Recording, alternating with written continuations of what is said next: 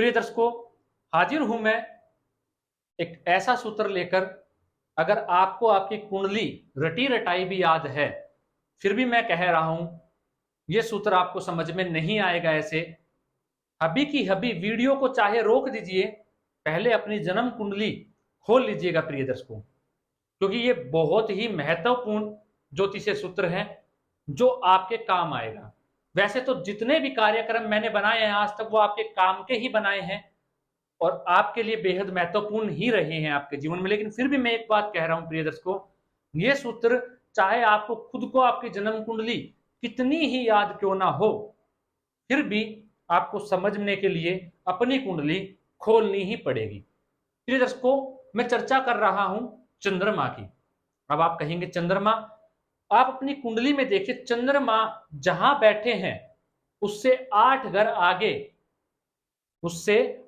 आगे कौन सी राशि पड़ रही है आपकी कुंडली में, और उसका जो स्वामी है वो किस नक्षत्र में बैठा हुआ है, किस राशि में बैठा है और किस नक्षत्र में बैठा हुआ है। समझ गए होंगे मैंने क्यों कहा था कि आप जन्म कुंडली अपनी खोल लीजिए ताकि आप इस सूत्र को समझ पाए। मैं कह रहा हूं प्रिय दर्शकों, चंद्रमा जहां बैठे हैं उससे 8 घर आगे जाइए। उदाहरण से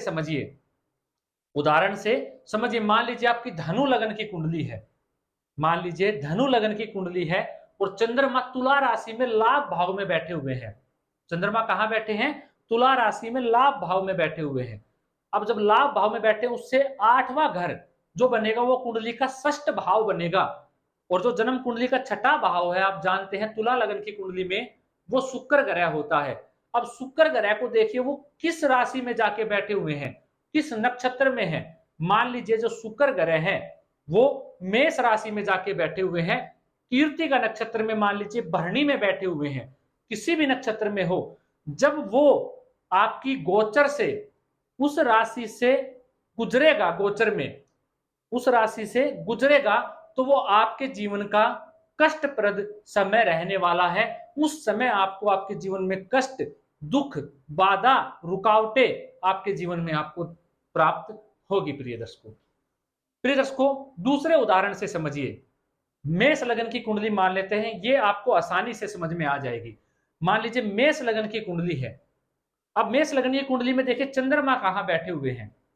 अब चंद्रमा से 8 घर आगे आपने देखा, चंद्रमा से 8 घर आप आगे गए तो आपने देखा कि जो मंगल है वो अष्टम भाव के जो स्वामी बनते हैं, मंगल की राशि पड़ रही है। चंद्रमा आपके लगन में ही मान लेते हैं कि मेष लगन की कुंडली है, चंद्रमा लगन में बैठे हुए हैं।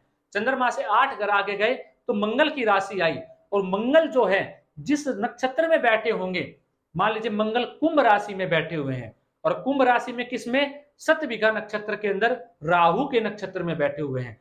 जब भी गोचर के अंदर, गोचर से जब भी चंद्रमा कुंभ राशि से गुजरेगा, उस नक्षत्र से गुजरेगा, सतभिखा नक्षत्र में प्रवेश करेगा, तो वो आपके जीवन का कष्टप्रद समय रहने वाला है। उस दौरान आप अपने जीवन में कष्ट, बाधाएं, मुसीबतें का सामना आप करने वाले हैं। अगर आप मेरे ज्योतिष के दर्शक हैं और मेरे कार्यक्रम देखते हो तो अभी तक आपके मन में बहुत से सवाल आ चुके होंगे।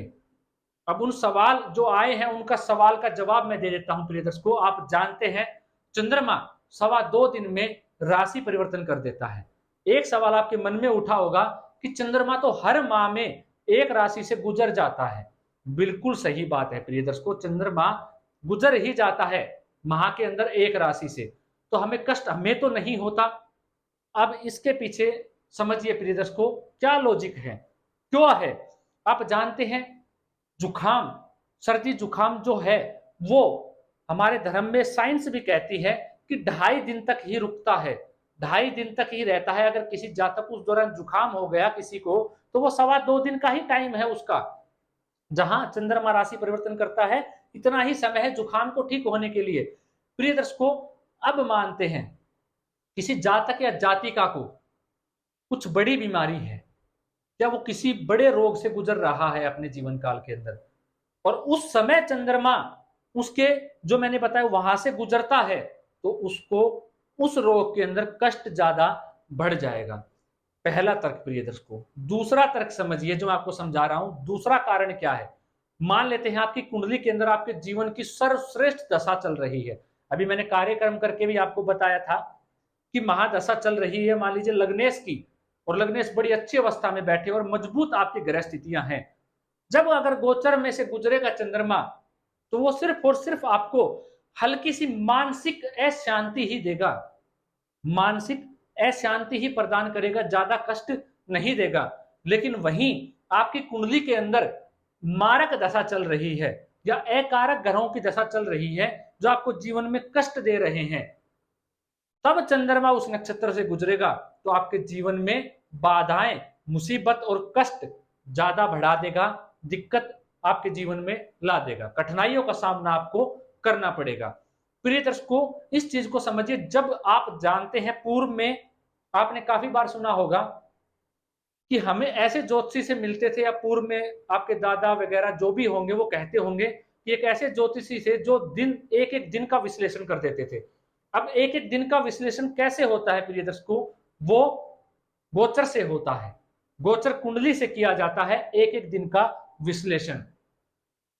तो प्रिय दर्शकों, जब चंद्रमा जिस नक्षत्र से गुजरेंगे, अगर वो आपका चंद्रमा से 8वीं राशि पड़ने पर उसका जो स्वामी अगर उस नक्षत्र में बैठा है, तो वो आपके लिए कष्टप्रद होगा, वो समय दिक्कत देने वाला रहेगा।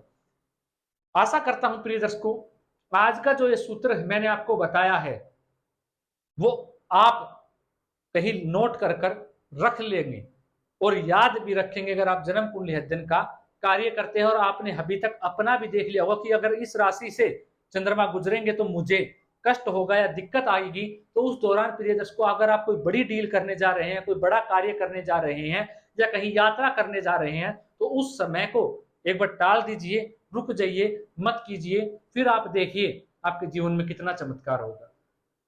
आज के लिए इतना ही, इजाजत दीजिए मुझे, मिलता हूं कोई नया और अद्भुत कार्यक्रम लेकर। नमस्कार।